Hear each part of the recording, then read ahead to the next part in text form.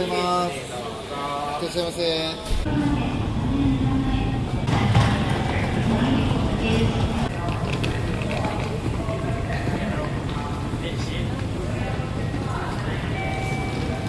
9番線に団体専用電車が到着いたします。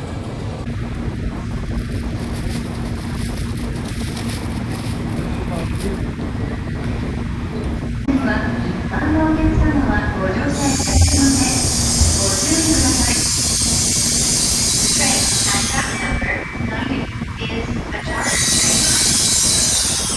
のないようにご利用ください。19番線。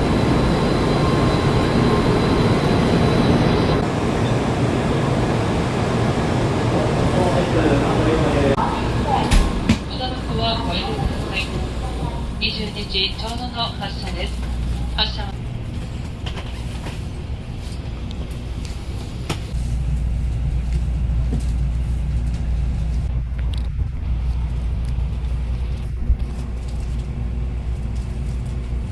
本日は特別列車、一般のお客様はご乗車いただけません。お乗り間違いございませんようご注意ください。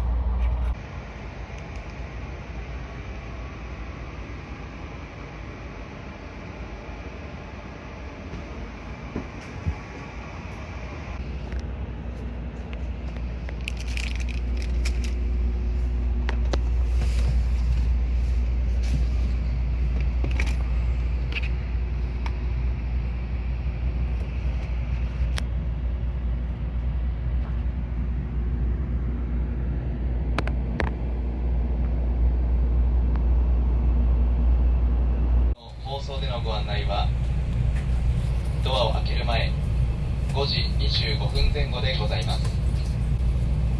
この先のお時間はお席にて静かにお過ごしいただきますようお願いいたします。また大きな声で話したり通路に足を投げ出したりするなど周りのお客様のご迷惑となる行為はご遠慮いただきますようお願いいたします。車内の明かりは点灯した状態で朝までお過ごしいただきます。ご了承ください。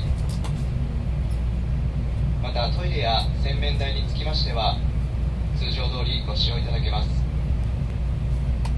この電車はトイレ洗面台を含めまして全車禁煙です。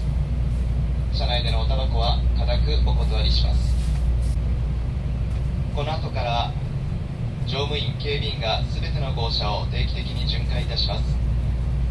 また8号車車掌室に乗務員がおります。お困りのことなどありましたら巡回しております乗務員係員にお声掛けいただくか8号車車掌室までお越しください。それでは皆様限られたスペースではございますがどうぞごゆっくりお休みください。